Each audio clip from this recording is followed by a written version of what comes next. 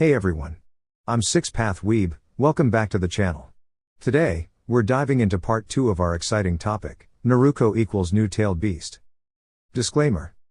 This channel is purely for entertainment and discussion. I do not own any of the anime footage featured, all rights and credits belong to their original creators and copyright holders. Alright guys, let's get started. Naruko had just completed her training session with Kustos sensei. After a thorough evaluation, Kustos was exceptionally pleased with his student's latest progress. Her physical development had advanced remarkably. Her stamina, strength, endurance, speed, and stealth had all shown significant improvement. Although there was still room for growth, Naruko's achievements were impressive, especially considering she was only 5 years old. The clones she had sent to the library had been a great help in expanding her knowledge.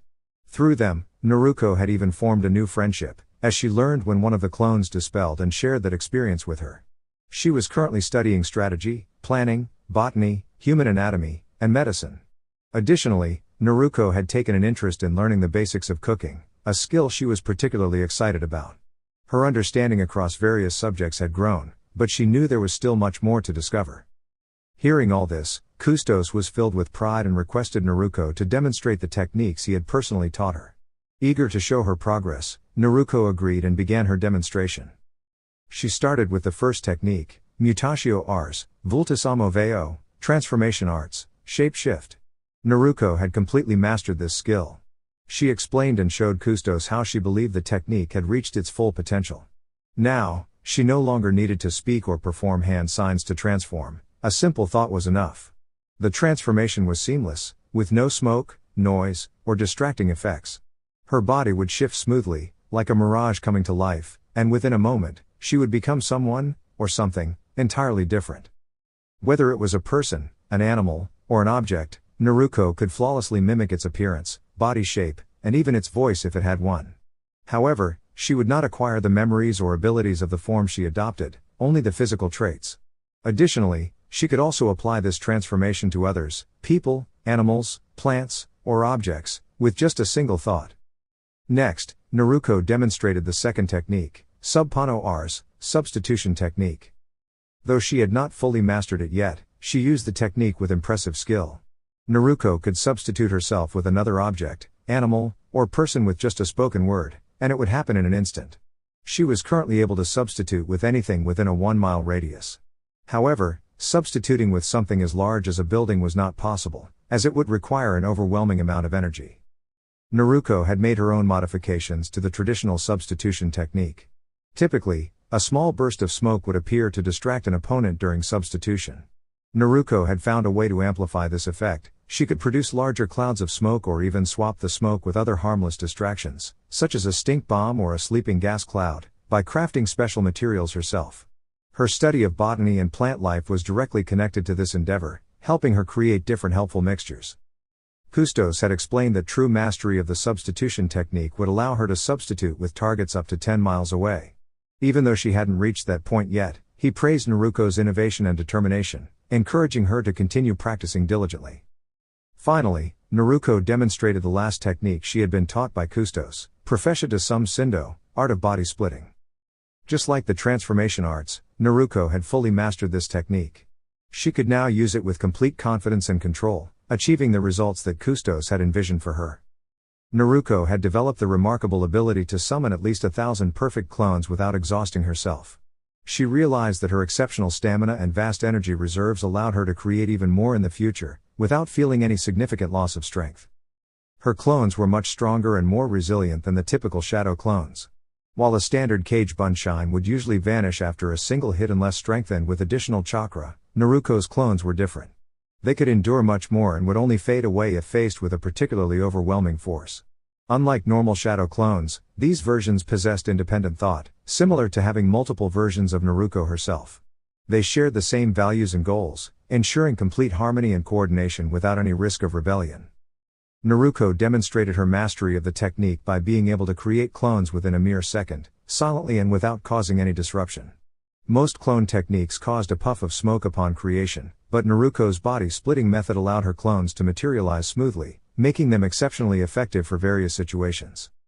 Kustos, her mentor, was once again impressed by Naruko's incredible progress and praised her warmly for her dedication and hard work. He went on to explain that true mastery over the technique would allow Naruko to connect even more deeply with her clones, enabling her to perceive the world through their senses. With enough practice, she could share their sight, hearing, sense of smell, and even a heightened intuitive sense. Though the process was complex, Kustos assured her that it was achievable through consistent physical and mental training. Fortunately, this technique was unique to Naruko and magic using angels, so there was little worry of others replicating it. After offering his congratulations, Kustos encouraged Naruko to show him any other abilities she had developed. Eagerly, Naruko demonstrated wind-based techniques she had learned from her father's clan scrolls. She showcased the Blade of Wind, Wind Release, Great Breakthrough, and the Wind-style Body Flicker. Naruko could now create the Blade of Wind without needing hand signs. Her skill was such that the blade could cut through 2 thick trees with ease, formed from her fingertips or the palms of her hands, though she had yet to master creating it from her feet. Her Great Breakthrough technique had also improved significantly. She could produce a powerful gust strong enough to knock over an unaware ninja. Although she still required hand signs to execute it, she continued to train diligently to master it fully. Naruko had perfected the wind-style body flicker, performing it flawlessly without hand signs, and traveling within a 5-mile radius almost instantly, with her range steadily expanding. She also spoke to Kustos about her other unique ability, the Voice of the Wind, and her ongoing practice to strengthen it. Kustos, delighted by her progress, decided to teach Naruko 3 new techniques and explain their basics and applications. Afterward, he checked in on her chakra control exercises. Naruko happily shared that she had already mastered water walking, tree climbing, and leaf balancing exercises. Impressed, Kustos introduced her to a new practice, the leaf concentration exercise. This technique, similar to leaf balancing, aimed to sharpen focus and prevent mental distractions. The exercise involved placing a leaf on one's forehead and maintaining it there through precise chakra control. Naruko took the training seriously and, once Kustos had completed his lesson and departed, she immediately began practicing with enthusiasm. Later that evening, after completing her training, Naruko stepped outside to enjoy the night air. The sky was bright with a full moon, and very few people were about. As she walked around a corner, she suddenly noticed a figure running by, carrying a large bag. Who's that? And why is there a bag? Naruko thought, narrowing her eyes in concern. Sensing something was wrong, Naruko acted swiftly. She whispered, "Masaru, weaken," and immediately the figure stumbled and dropped the bag. Naruko hurried over and carefully opened it, finding a young girl inside, about her age. The girl quickly ran to hide behind Naruko, whispering a shy and grateful, "Thank you." Naruko nodded with a smile, ready to lead her to safety. However, she heard the man grumble behind them, "You'd better give me the girl, or else." Naruko stood firm, recalling Kustos' earlier lesson. Flashback. Kustos had introduced Naruko to the Masaru, weaken, technique earlier that day. He summoned a training figure and demonstrated by speaking the word Masaru, causing the figure to weaken and fade from sight. He explained, this technique allows the user to momentarily weaken an opponent through willpower alone. It works similarly to an intense presence, making the opponent feel overwhelmed. To use it, focus your emotions and channel that energy outward. While strong emotions like determination can strengthen the effect, pure willpower is often enough. Kustos emphasized that although the technique worked best at close range, a single powerful burst could often provide a valuable opportunity to act. Naruko listened carefully and practiced with determination. Flashback end. Now, standing under the moonlit sky, Naruko remembered her training well. Confident and steady, she protected the young girl, ready to guide her to safety with a bright and unwavering spirit. Naruko winced, remembering the part about needing strong willpower. "I'm only 5 years old," she thought. Still, Naruko tried again, this time focusing more deeply, channeling her feelings with determination. "Masaru, weaken," Naruko shouted, and she watched as the man groaned and bent over, clearly affected. Taking advantage of the moment, she gently grabbed the girl's hand and ran as fast as her little legs could carry her.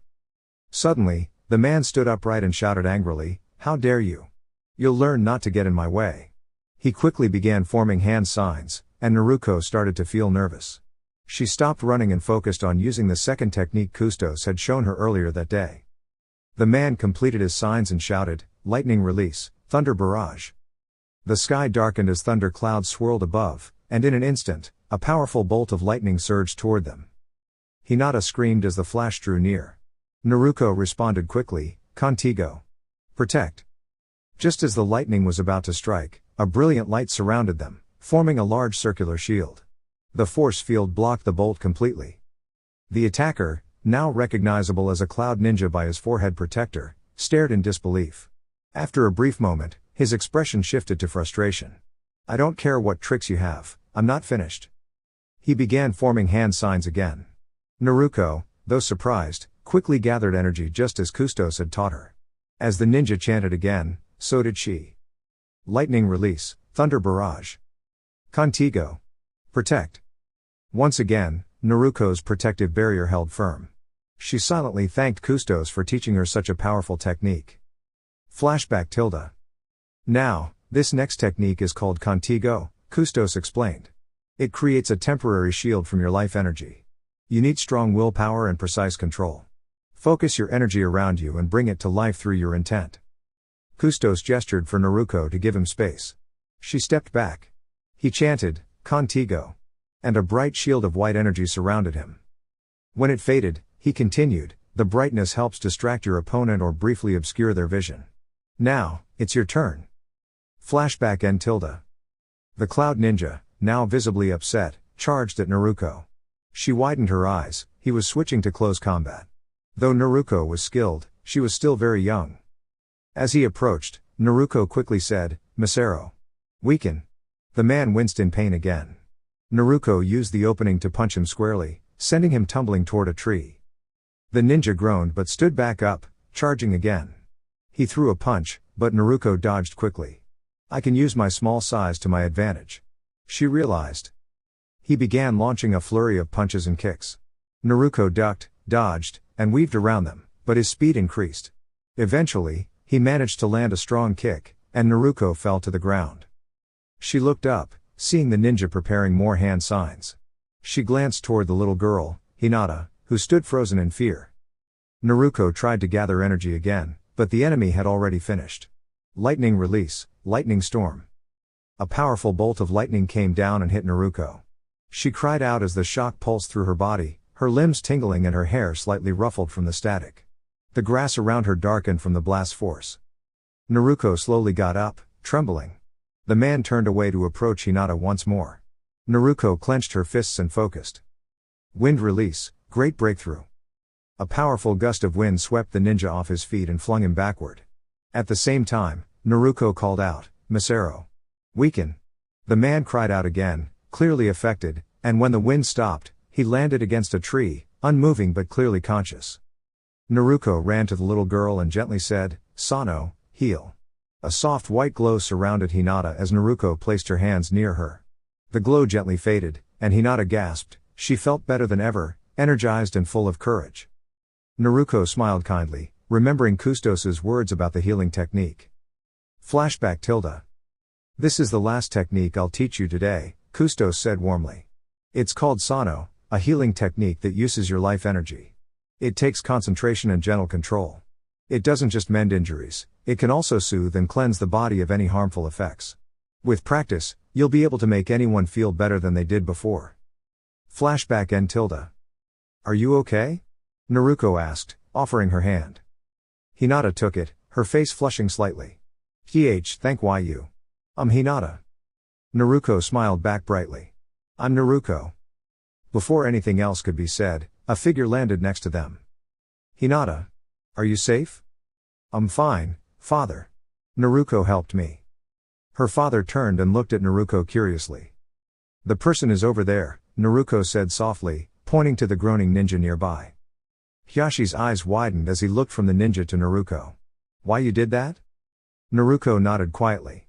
Hyashi sighed, walked over to the attacker, and carefully lifted him onto his shoulder. We're bringing him to the Hokage, he said, then reached out to take Hinata's hand. Naruko, come with us. Naruko nodded, placing her hand in his. In a moment, all four of them disappeared in a swirl of leaves. In the Hokage's office, the Hokage was doing what he found most tedious, paperwork. He let out a long sigh at the towering stack of documents on his desk. Suddenly, four figures appeared in front of him in a swift movement, which he recognized as a shunshine. Startled, the Hokage's eyes widened. He quickly rose from his chair, instinctively preparing for action. However, once the figures became clearly visible, and he recognized them, his expression relaxed. He sank back into his chair and asked, "Hyashi and Naruko, would you mind explaining what brings you here?" Hyashi gently laid the unconscious man on the floor, bowed respectfully, and said, "Hokage-sama, this individual was attempting to approach my daughter in a suspicious manner. Fortunately, young Naruko noticed and intervened. She stayed with him until I arrived." The Hokage's eyes widened in surprise. What? Naruko?" "Yes, Gigi," Naruko said brightly. "I was walking home when I saw this strange man with a big bag acting weird near Hinata. I thought something wasn't right, so I followed him and stopped him. He tried to chase me off, but I just kept moving around, staying out of his way. Then I used this technique I saw someone do once. I can't tell Gigi where I really learned it yet." The Hokage nodded thoughtfully, listening to the energetic 5-year-old. Though he seemed unsure about the full story, he smiled gently. "I'll ask her more about it later in private." "Thank you, Hyashi. I'll have this situation looked into thoroughly," the Hokage assured him. "Ibiki will handle the investigation from here." The Hokage approached the man on the floor and gently turned his head to see his face. Upon recognizing him, the Hokage gasped and narrowed his eyes. This is the Kumo ambassador." Then, with a firm voice, he added, "I'll ensure that this situation is dealt with properly." Hyashi gave a small nod. "I trust your judgment, Hokage-sama. I'll be heading home now. Come along, Hinata." "Why yes. Father." The Hokage nodded respectfully as Hyashi and Hinata disappeared in another sunshine. He then turned to Naruko and said gently, "We need to have a little talk."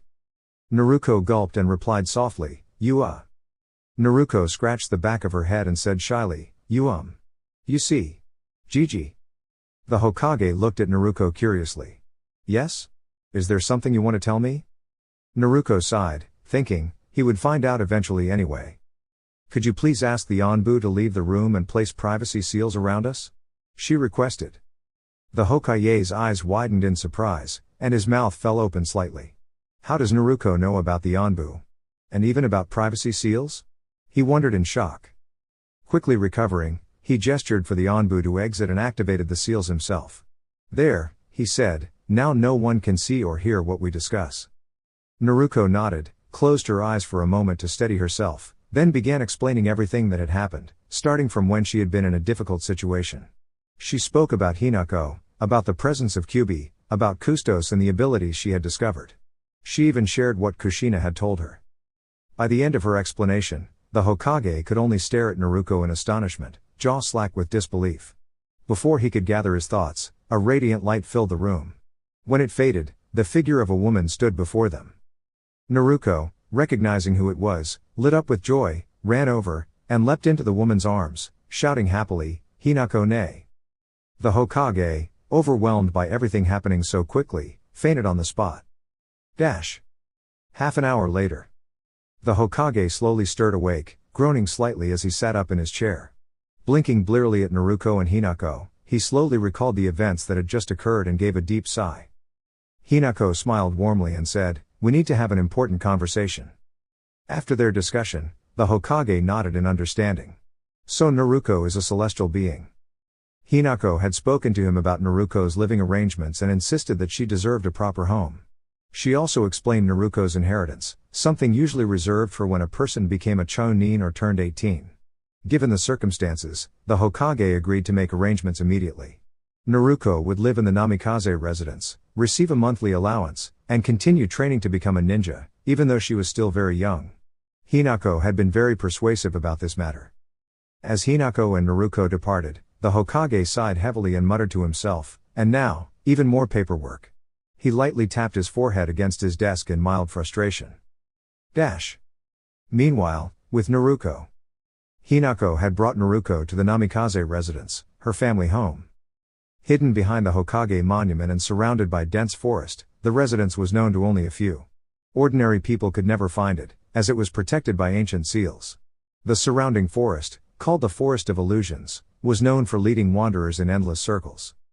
The entrance gate stood tall and strong. Following Hinako's guidance, Naruko placed her hand on the blood seal and channeled a little chakra into the chakra seal. The large gates creaked open slowly, and Naruko gasped. Before her stood a breathtaking house that appeared to be part of a giant tree, as if nature itself had embraced it. The structure looked new and beautiful, perfectly blended into the landscape.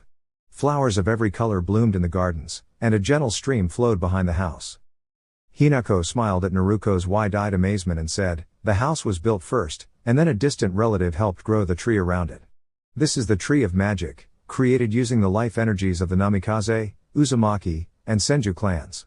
In fact, you're connected to 3 Hokages through your family." Seeing Naruko's stunned expression, Hinako giggled softly and placed a reassuring hand on her shoulder. The first Hokage helped the tree grow. The Namikaze clan built the home and used their bloodline to make the environment here perfect, and the Uzumaki clan infused the tree with spiritual energy, giving it special properties. The flowers here will never wilt, as elemental spirits live among them. Elemental spirits? Naruko echoed, wide-eyed. Hinako nodded. Yes, you'll meet them soon. They are wonderful friends to have. She continued describing the residence. There are 3 bedrooms, 1 main bedroom and 2 guest rooms. Each room has its own bathroom. The kitchen is large and supplies food grown right here in the gardens. The fruits and vegetables are fresh, organic, and incredibly delicious. There's even a dining area nestled among the higher branches. You'll also find herb gardens, a sparkling lake, and a vast library filled with rare techniques, your inheritance. Only those of Namikaze blood can explore the entire grounds. Beyond the southern edge, the forest extends even further, filled with rare fruits and friendly animals. Naruko beamed and gazed up at the vibrant sky, her heart full of excitement. I have so much to discover here. And so much to learn. Meanwhile, elsewhere. An Onbu member bearing a knee symbol observed from afar and murmured, so she has learned about her heritage. I must report to Dansu-sama. With that, he quietly disappeared into the shadows. A week later. Naruko smiled from her spot at the top of the great tree. She had already explored the entire compound, met the local animals, and even spoken with the elemental spirits. She had moved into the main bedroom, which was a peaceful and elegant space. The walls were painted a soft sky blue, and the room was spacious. A large, cozy bed sat at the center. On the right wall stood a mirror and a dresser. Opposite the entrance, 2 glass doors led to a balcony. When opened, sheer curtains would sway gently in the breeze, filling the room with a calming, almost magical atmosphere. There was also a bathroom connected to the bedroom, complete with a shower, a bathtub, a sink, and a toilet. Hinako had told her that everything inside the home was handcrafted and naturally made. The furniture was created using a unique type of wood grown by the first Hokage, and the water was filtered through an advanced system designed by both the Uzumaki and the second Hokage. Downstairs, the kitchen was large and inviting. It was shaped like a square, and from the entrance, there was a clear path to the garden doors on the other side. On the left, a set of counters with blue tiles were arranged in a square formation, leaving a space on the right side for movement. Hinako explained that this arrangement was designed by Naruko's mother, who used to prepare meals there with others, especially during gatherings. To the right, there was a door that led to a special freezer room, next to a large fridge and a chakra-powered wood-burning stove. Outside, the garden stretched far and wide. According to Hinako, they were created by the first Hokage and an Uzumaki who had a natural connection to plants. The gardens were breathtaking, flourishing with fruits, vegetables, and rare herbs. One of the elemental spirits tended to the garden with great care. Beyond the garden was a forest, home to many animals. Naruko had met them all shortly after her arrival, and they had welcomed her warmly. Naruko also connected with the elemental spirits, forming a bond with them just as she had with the forest animals. She spent time in the library as well, reading about her heritage and the unique traits of her bloodline. One book spoke of something called the voice of the wind. It described the ability as a rare connection to the spirit of the wind, rather than a physical or visual power like those of other clans. It was said that the wind itself would choose whether a person was ready to begin their awakening. If accepted, the person would gain incredible control over wind, guided by the spirits. Naruko took these teachings seriously and trained diligently. She was also learning about her other bloodline, known as the Heavenly Gift. Through some ancient texts and family scrolls that had once been blank, she began discovering more about her angelic heritage. It told of the celestial angels, a rare and respected group known for their pure hearts and special talents. These beings were admired not only for their abilities, but for the light and hope they brought to all kinds of creatures, from spirits and elementals to animals and more. While humans knew little about them, their influence across the world was profound.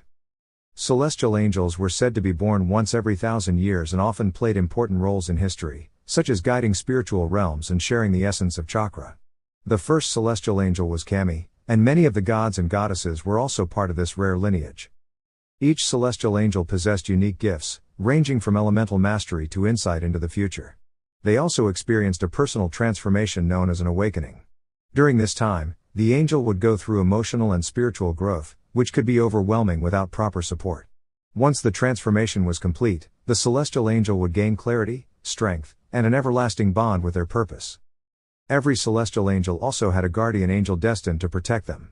These guardians bore a special mark and were spiritually drawn to their angel. Their connection was so strong that if the celestial angel faced challenges, their guardian would share in their emotions deeply. While their journey was not without trials, the bond between guardian and angel was one of the most powerful and sacred connections in existence. If a celestial angel completed the awakening, they would grow to embody their true potential. Such individuals would shine brightly and inspire peace and harmony wherever they went. Elsewhere. In a distant, quiet location, a mysterious figure listened intently to news brought by a messenger. The child is a celestial. And thriving. With a thoughtful smile, the figure began to reflect on future plans with quiet determination. The angels are organized into several ranks, known as angelic choirs. In the first sphere of the celestial hierarchy of angels are the seraphim, cherubim, and orphanim. These angels serve as the devoted guardians surrounding the divine throne, remaining ever watchful and steadfast in their sacred duties. The seraphim, often referred to as the burning ones, are the highest in the angelic order. They are responsible for maintaining the purity and perfect order of the divine realm. Seraphim are described as having 6 wings, 2 to cover their faces, 2 to cover their bodies, and 2 for flight.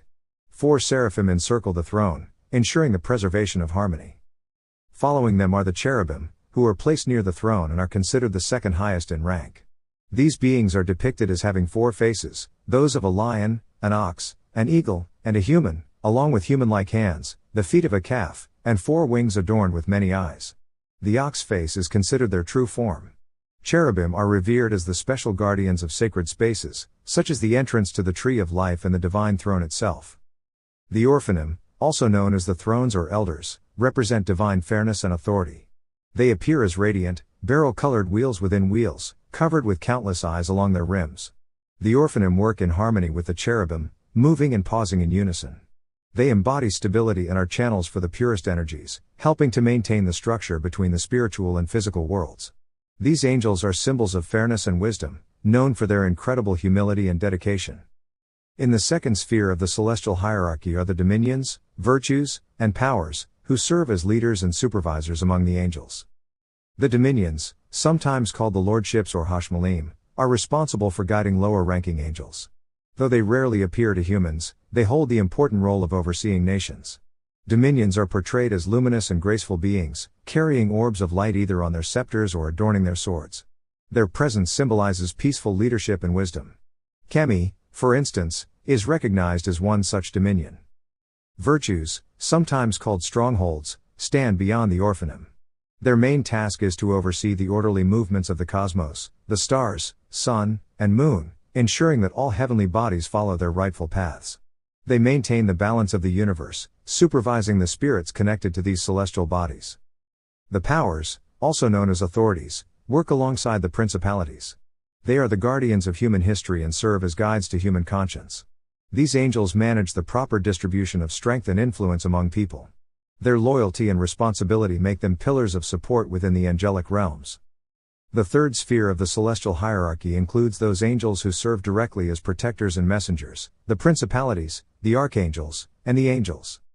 The principalities or rulers are those who work in partnership with the powers, authorities, to govern with power and authority. The principalities wear crowns and carry scepters. Their role is to carry out the orders from the dominions and offer blessings to the material world. Their task involves overseeing groups of people, both individuals and communities. They are the educators and protectors of the realm of earth. These celestial beings are the ones who inspire living beings with ideas in the realms of art, science, and wisdom. The archangels rank first in the third sphere of the celestial hierarchy of angels. As messengers, the archangels are revered for their wisdom and strength. Among them are the 7 archangels, who serve as the guardians of nations and countries. They have the sacred duty of protecting the lands they watch over. A regular angel may rise to the rank of archangel if they are worthy of the honor. Only guardian angels may ascend to this esteemed rank. The angels, also known as malachim, meaning messengers or angels, are the most recognized and the lowest rank of the celestial beings. They are deeply concerned with the affairs of living creatures. There are many different kinds of angels, each with unique roles. Angels may be male or female and play vital roles in the balance of the world. Among the angels, there are the messenger angels, who deliver important messages to both angels and humans. These angels possess the ability of super speed and sometimes teleportation. Despite their wings, they do not always reveal them while on duty. The messenger angels are entrusted with the grave responsibility of sharing messages across realms. Harming a messenger angel is a serious offense, and the consequences are severe. There are also the reapers, or death angels, who have the responsibility of guiding souls to the afterlife. Known to humans as death gods, these angels are often depicted with dark wings. Their primary duty is to guide the souls of those who have lived corrupted lives. The leader of the death angels is known as the Shinigami, who holds the keys to the afterlife. The guardian angels have the sacred duty of protecting certain individuals. These angels are assigned to a person, and their role is to guard and guide them, offering quiet support when needed. They cannot always interfere directly but may provide subtle guidance. However, if the person they are assigned to becomes corrupted, the guardian angel is compelled to leave. This is why only a select few individuals have guardian angels. Corruption among humans has caused the loss of many guardian angels, as they cannot remain with those who walk down dark paths. Healing angels are another unique class. These angels are gifted with the ability to heal physical and emotional wounds. Most of the healing angels are female and are highly revered for their compassion and abilities. Angels of prophecy are gifted with psychic abilities that allow them to see glimpses of the future. These visions often serve as warnings to their kin. In the past, an angel of prophecy had foreseen a great disaster but was not heeded in time. This event led to significant consequences. After that moment, the other angels began to deeply respect the wisdom of the prophets. The angels of prophecy eventually left the shinobi countries for Eden, and their influence is now absent from the world. However, their legacy lives on, as their foresight saved many lives, including that of the last celestial being. The warrior angels are skilled in combat and possess control over the elements. These angels are also skilled with weapons, and they are known for their bravery in battle. Lastly, there are the putti, who are innocent souls resembling winged children. Although they are not part of the angelic hierarchy, the putti serve alongside the cherubim and orphanim. They are gentle spirits, filled with light and joy, who provide comfort to those in need. Now, only one celestial being remains in the world, the last of the angels. The remaining angels and celestial beings would not leave her unprepared, for they understand the importance of her role in the balance of the universe. Disclaimer: I do not own Naruto. Words spoken. Thoughts: Hinako or an angel speaking. Kyubi or Kazuki speaking. Magic or the wind. Naruko was walking around her compound when she recalled her meeting with the elementals. Flashback. Naruko was still exploring the gardens when she saw a small lake. And a woman. The woman was bathing in the lake. Naruko, who was only 5 at the time, approached the woman and asked, "Who are you?" Naruko tilted her head, looking quite adorable. The woman turned to her and smiled, stepping out of the water. She wrapped herself in a towel and said, "I'm Ondine, a water elemental. And who might you be, little one?" Naruko smiled brightly and replied, "I'm Naruko. Nice to meet you, Ne-chan. You have a cool name." Ondine returned the smile, "So, little Naruko, what brings you here?" "I live here now. My mommy and daddy used to live here." Naruko beamed. Ondine smiled warmly, then thought, "So, Minato and Kushina's child. So, you're a water elemental. That's so cool." Ondine giggled at her cuteness and said, "Why, thank you, Naruko. I'm so happy to meet the child of Minato and Kushina." Naruko's eyes widened in amazement. "Ne-chan knows my mommy and daddy." "Yes, I did." Ondine dressed herself in a pure white tunic and light blue sandals. Naruko looked at her closely and noticed how beautiful she was. She had blonde hair, not as bright as Naruko's, and wore a necklace with a blue dolphin pendant. "You're really pretty, Ne-chan." Ondine smiled, "Thank you, Naruko. I accept you and pledge myself to you." Naruko smiled back, "Really? Thanks." Ondine disappeared in a swirl of water, leaving behind only the sound of flowing water. She called out, "Watch out for the other elementals." Naruko stood there, amazed, and once she had disappeared, continued to explore the garden. After a while, she came across a massive tree she decided to call the Big Tree. As she was climbing its branches, Naruko saw a man sleeping on one of the higher branches. She climbed up to where he lay and took a good look at him. The man had brown hair and was only wearing a pair of pants. Naruko, confused, shook him awake and asked, "Hey, mister, why are you sleeping on a tree?"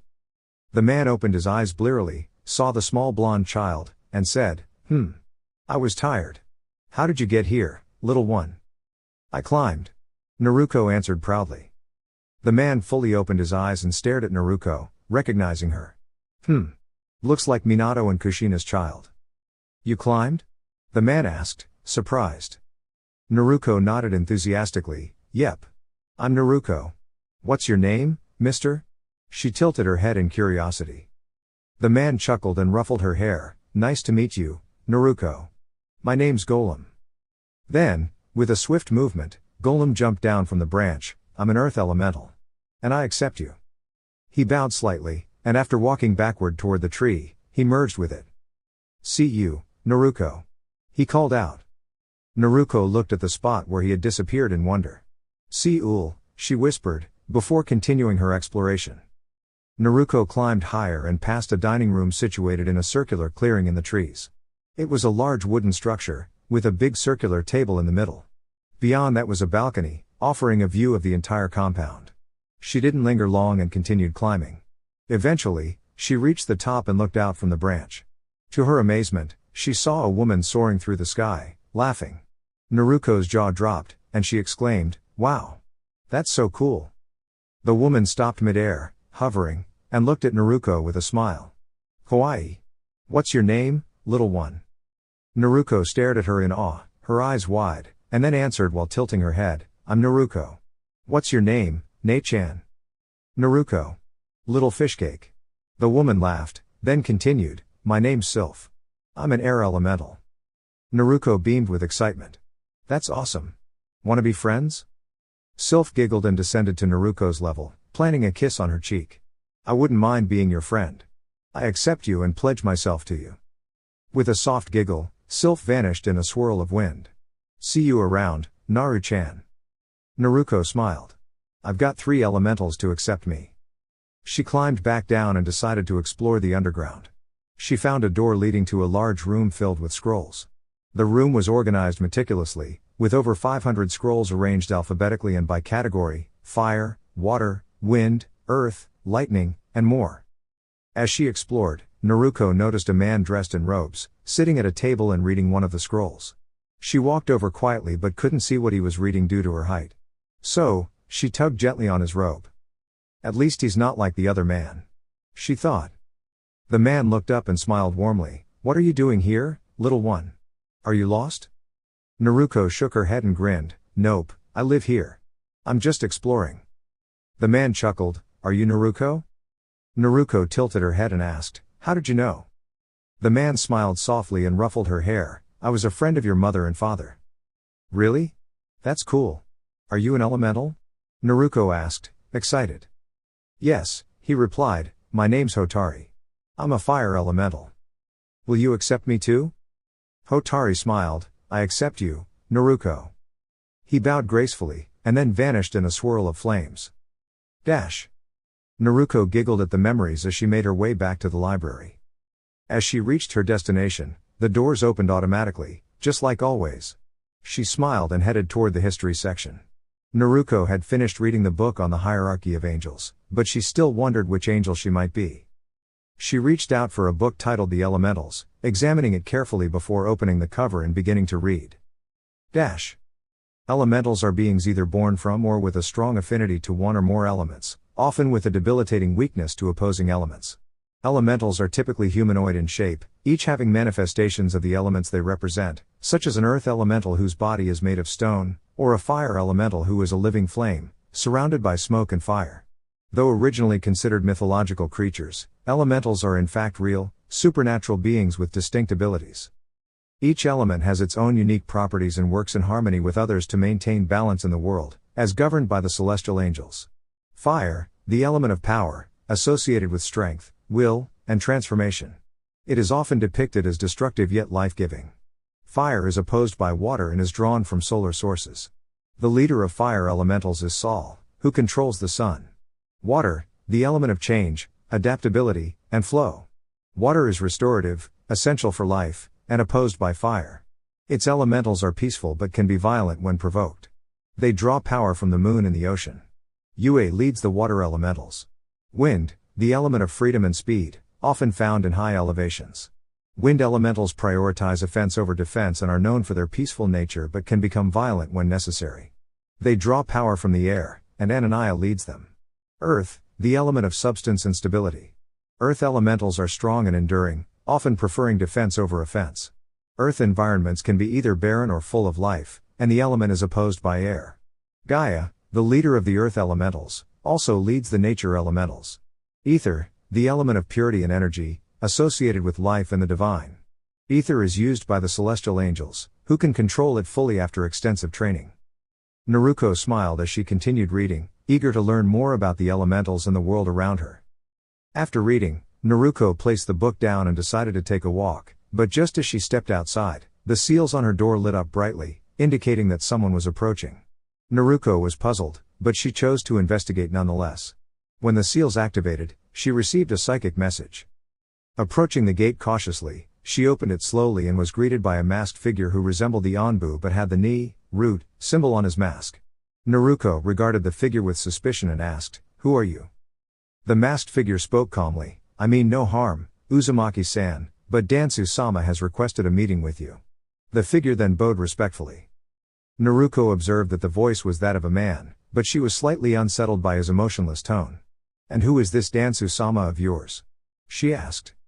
"He is my master, and I have been sent as his messenger," the figure explained. Naruko nodded, taking a moment to think before responding. "I understand. I will meet your master here in my home at the appointed time."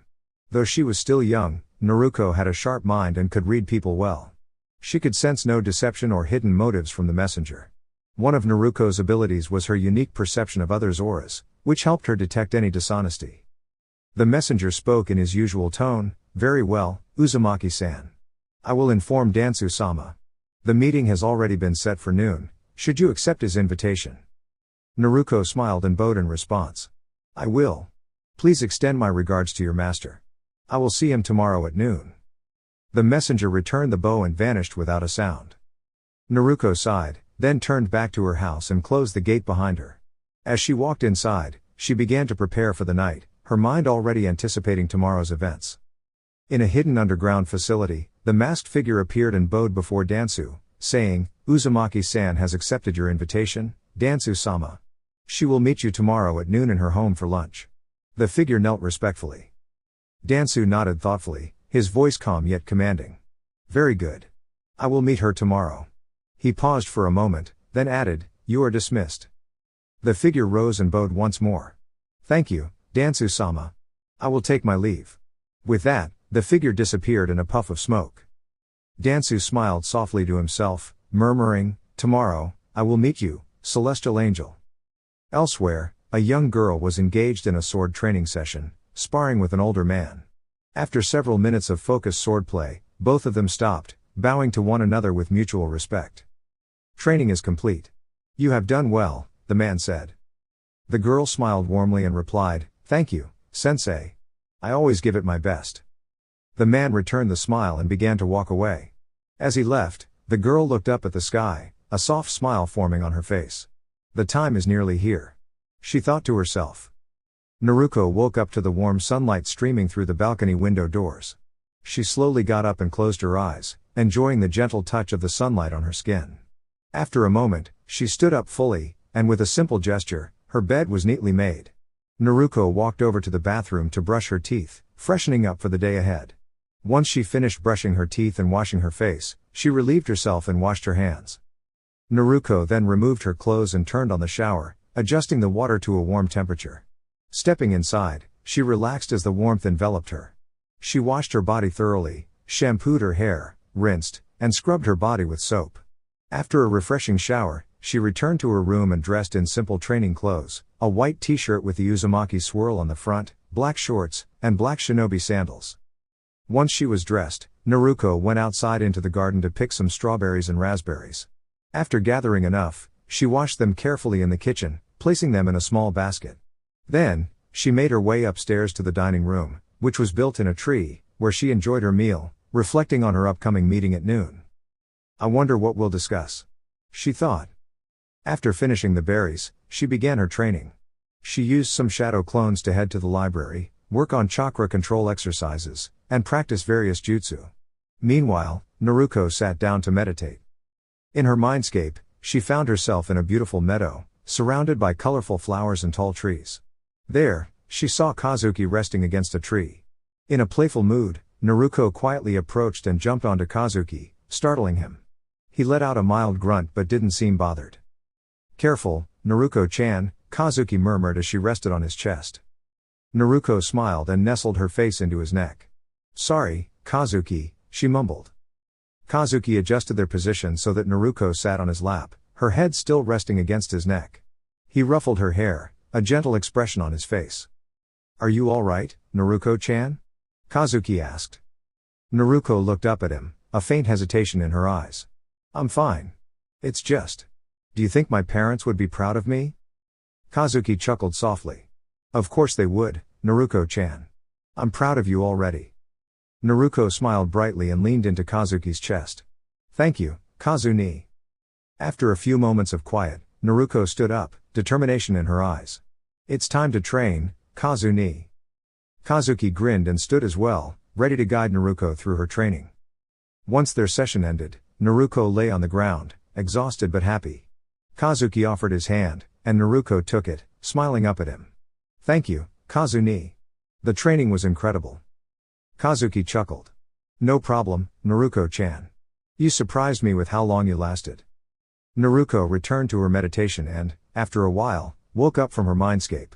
Feeling a bit stiff from the training, she stretched for several minutes before noticing the time. It was almost noon, 11:20. She created more clones to prepare lunch, while she decided to take another shower to refresh herself. Afterward, she dressed in a pure white kimono adorned with the Uzumaki swirl and Namikaze family symbols. The kimono was finished with golden foxes on the sides, and the belt was a bright orange. Naruko combed her hair and gazed at her reflection, smiling with satisfaction. It was 11:45 now, so she headed up to the tree dining room and began setting the table.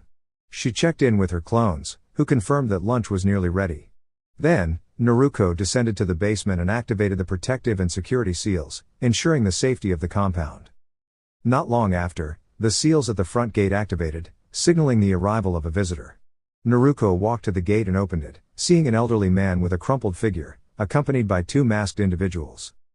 "It's a pleasure to finally meet you, Naruko-chan. I am Danzo," the man said. "Likewise," Naruko replied warmly. "Please, come in for lunch. But I kindly ask that you leave your companions outside." Danzo nodded and gestured for the masked men to leave. They bowed and disappeared before Naruko allowed Danzo to enter. As they walked toward the house, Danzo marveled at the vibrant life surrounding them, admiring the beauty of the compound. "This is the front yard," Naruko explained. "The flowers never wilt because elemental spirits care for the entire compound." Danzo was intrigued but said nothing. They continued walking toward the large tree, where Naruko spoke again. "This is the tree of magic. My ancestors created it, along with the house." Danzo listened attentively, noting every detail. As they approached the dining room, which was nestled inside the tree, Naruko spoke again. "Please, take a seat. Lunch will be ready shortly." Danzo settled in and admired the view. The room was perched high in the tree, offering a magnificent sight that stretched beyond the mountains. A moment later, food was placed in front of him by Naruko's clones. The table was filled with delicious dishes, and the clones bowed before Naruko and left. "Please, eat," Naruko invited, smiling gently. Danzo nodded, and they both said, "Itadakimasu," before beginning their meal. The conversation flowed easily as Naruko spoke about the compound and her life, while Danzo shared stories from his youth as a shinobi and discussed Root, the organization he had founded. "So, you created Root?" Naruko commented thoughtfully. "Yes, I did. There was a need for a special unit that could handle more difficult and sensitive missions," Danzo explained. Naruko nodded, understanding the necessity of such an organization. Danzo then asked, "Would you be interested in joining Root?" Naruko was taken aback by the offer, but after a few moments of thought, she nodded firmly. Yes, I will join Root. Danzo smiled, pleased with the response. He knew that Naruko possessed great potential, and with the right training, she would become a powerful asset. In another place, a girl sat, gazing at the sky. It's soon time. She thought quietly. She waited, knowing her time would come soon enough. But she had patience, and she knew there would be a perfect moment to act. She was a guardian angel, tasked with protecting the last celestial being. But she could not guard them yet, for they had not yet awakened. In the meantime, she trained. She trained to be the best. She was incredibly gifted, as others had noted. She was highly skilled in swordsmanship and hand-to-hand combat. She already owned a sword named Serenity, a weapon that was hers alone. No one could wield Serenity unless they were its true owner. She recalled the first time she held Serenity when she was just a young girl. Now, she was skilled enough to have surpassed her own master. She smiled, remembering how surpassing the master was the final test for any apprentice. She was also incredibly strong in hand-to-hand combat, able to take down foes many times her size. She had already awakened her wings, which were pure white. Additionally, she had mastered the elements of air, water, and ether. While she could not fully harness ether since she was not a celestial, her mastery over air and water more than made up for it. She also had a strong understanding of healing and was studying medicine, though there was still much to learn. Despite this, her strength and knowledge were remarkable. Now, all she had to do was wait. As Danzo left the compound, Naruko continued to reflect on their conversation. Would you like to join Root? Naruko looked at Danzo, surprised by the sudden offer. After a few moments of silence, Naruko answered, yes, I'll join Root. Danzo smiled. He had found a promising shinobi with extraordinary potential. All that was needed was training. However, I am already training with someone, Naruko said. Are you already training in your Kekkei Genkai? Danzo asked, surprised. Naruko was taken aback. You know about my Kekkei Genkai? Danzo chuckled at her surprised expression. Yes, I know about it. Don't worry. I'm sure I can help you with that as well. Naruko smiled brightly and said, thank you, Danzo Ogi-san. Danzo chuckled to himself, amused by the nickname she had given him. After a brief conversation, Danzo left, leaving Naruko to reflect on her decision. Was that a good choice? Time skip, 4 years later. Naruko bowed to Danzo as he approached. From behind his mask, he spoke, how are you, Danzo Ogi-san? Danzo shook his head at the casualness, but accepted it. Despite the emotional conditioning he had put Naruko through, she had never become like the other Root members. Naruko still held onto her emotions, something that Danzo could not erase. However, he had come to view her as his most powerful weapon and his surrogate niece. I am fine, Naruko. I see your mission has been completed, yes? Hi, Danzo Ogi-san. I completed the mission you gave me. Very good. Naruko smiled at the praise. Thank you, Danzo Ogi. It was one of the things Danzo had given up on, trying to change how Naruko addressed him. Despite all the conditioning, she still called him Ogi-san. When necessary, she referred to him as Danzo-sama, but it was clear that the bond they shared was more familial than anything. How is your training, Naruko? I hope you're doing well. Hi, I am almost finished with my elemental training. Danzo was shocked. When Naruko first began her training, she absorbed information quickly. She had made extraordinary progress. Danzo had begun her training when she was only 7 years old, and now, at the age of 9, Naruko had the experience of someone much older. Danzo had no doubt that she had surpassed him in many areas. Naruko had mastered several taijutsu styles, including the Northern Shaolin style, the Praying Mantis style, and the Dance of the Leaf. She had perfected them so thoroughly that even the Sharingan could not mimic her movements. Naruko had even altered each style to make them her own, ensuring no one could copy them. She had also created her own taijutsu styles, such as the Tripudio de Uranicus Angelus, Dance of the Heavenly Angel, and the Donum de Luna, Gift of the Moon. Naruko was also a master in Kenjutsu. She had created her own fighting style with her weapon, a scythe called Falx de Nex Angelus, the scythe of the Death Angel, passed down from her mother. This scythe was unique and could only be wielded by its rightful owner. The bond between Naruko and her weapon was unbreakable, and no one else could touch it without facing dire consequences. Beyond her combat abilities, Naruko had excelled in ninjutsu and fuinjutsu. She was particularly skilled in elemental manipulation, having mastered air and water, and was well on her way to mastering all elements. With the guidance of the elemental spirits, Naruko became an omni-elemental, able to control any and all elements. Naruko's training wasn't limited to combat alone. She also honed her physical and mental abilities, working alongside her mentors, Kazuki and Hinako. Kazuki helped improve her physical strength and sharpened her demonic abilities, while Hinako guided her through her angelic abilities and healing techniques. She had also mastered the art of sealing and surpassed even the most renowned seal masters, such as Jiraiya and her father. Naruko had truly become a prodigy.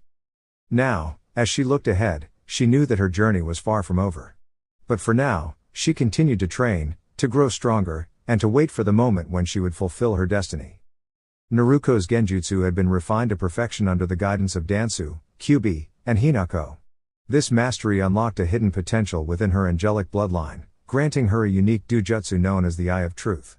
With this ability, she could easily discern any lies and analyze any situation with precision. It made her incredibly intelligent, allowing her to assess others' strengths, weaknesses, and much more with just a simple observation.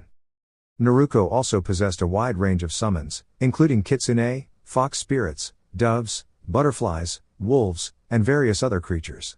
Through her deep bond with animals, she was able to summon them at will. Her compound housed many different animals, each of them respecting her greatly. Among her most powerful summons was Kazuki, known to others as Kyubi, whom she could call upon at will. Her training with Kustos was ongoing, and like Hinako, Kustos was teaching her angelic skills. Naruko had also mastered her family's techniques, including her father's Hiraishin and Rasengan. Though she rarely used Hiraishin, she had modified it so that the seal could be mentally created and placed on objects or people without physical contact. This incredible ability took her years to master, requiring perfect control and focus. Additionally, Naruko had perfected various Rasengan techniques, including the Rasen Shuriken, Great Ball Rasengan, and several elemental variations like Wind and Fire Release Rasengan. However, she had not yet attempted to combine earth, water, or lightning with the Rasengan. One day, Naruko stood before Dansu, her face obscured by a blank mask and her Anbu-style uniform. These were her work clothes, as she called them. "You are dismissed," Dansu commanded. "Hi, Dansu Oji," Naruko replied before vanishing without a trace. She appeared at her compound, took a shower, and changed. Naruko was the only one capable of teleporting so easily to her home, which she was quite proud of. Her house was beautiful, and only Dansu and the third Hokage had ever entered. Whenever they did, their surprise was evident. Naruko couldn't help but laugh, recalling a conversation with the third Hokage about her decision to join Root. Flashback. Naruko stood before the Hokage, and the privacy seals were activated. "You what?" the Hokage exclaimed. "I joined Root, Oji-san." No. You must quit now. Who knows what Dansu might." "Oji-san. You could become emotionless." "Oji-san." Naruko raised her voice in frustration. "I'll be fine. Dansu Oji said it's okay if I have emotions as long as I complete my missions. I want to make my parents proud and become strong to honor their memories." The third Hokage sighed, knowing this conversation was unlikely to end in his favor. Fine. Naruko's face lit up with joy, and she jumped toward the Hokage. Thank you. I promise to do my best and... But you'd better not get hurt or anything," he muttered. "Of course I won't, Oji-san. I'm Naruko Uzumaki." The Hokage chuckled and let go of her, his face softening. "Good. I give you my blessing." Naruko smiled brightly and deactivated the seals before she was about to leave. She paused and asked, "Oji-san, if there's too much paperwork, why not use a Kage Bunshin to do it?"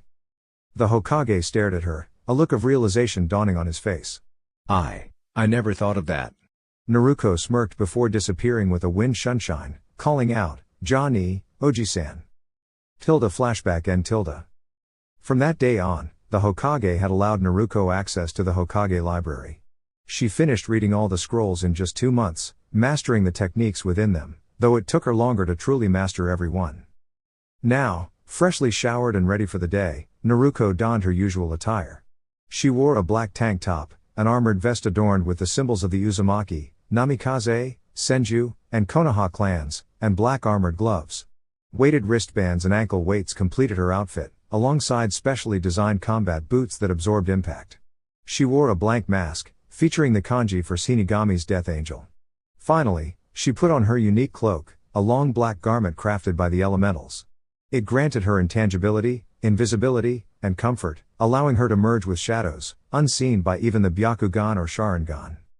After preparing, she silently appeared in the Hokage's office, where both the Hokage and Dansu awaited her arrival. "Konnichiwa, Sarutobi Oji-san, Dansu Oji-san," Naruko greeted, removing her mask. "Ah, konnichiwa, Naruko-kun," both elders greeted her in return. The Hokage spoke first. "Naruko, it seems you haven't been socializing much with children your age." Naruko scoffed, unimpressed with the current generation of aspiring ninjas. "We'd like you to take a team," Dansu interjected. Naruko's eyes widened in surprise. "What? Why? I don't want to take a team." The Hokage sighed. "We want you to interact more with your peers. If you don't take a team, we'll assign you to one." Naruko grumbled, "That's even worse." Fine. But not a team. I'd rather have an apprentice." The Hokage sighed. "At least she'll take someone." "Fine. An apprentice." Then Danzo spoke to Naruko, "Look at their files, then observe each student in class today." Naruko nodded and created some clones to read the files, while she went to observe the students. She could do this since her body splitting technique had been mastered to an extent that Naruko could see through all her clones, no matter the distance. So Naruko bowed, then put on her mask, and left through the shadows. The Hokage sighed once more, saying, "At least she's taking someone." Naruko arrived at the academy and was hiding through the shadows, watching each and every student closely. No one had sensed her. Not that Naruko expected them to. Then Naruko looked at each person, until she saw a certain group. Yamanaka Ino. Clearly a fangirl, but has great potential. Her file says she has a lot of promise. Might even become just like her father. Good scores, above average. Taijutsu is a bit low for a genin. She seems to have the potential to become an interrogator since her chakra control's pretty good. She also has potential in becoming a medic nin or a genjutsu specialist. Nara Shikamaru. Typical Nara. Lazy, but as they say, troublesome. Looks to me like a hidden genius.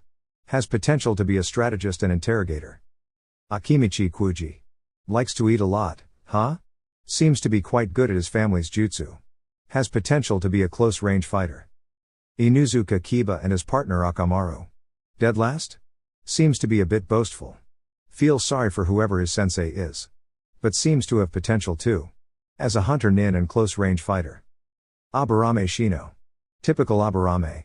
Quiet, yet a genius. Seems to be one of the most qualified in being a ninja.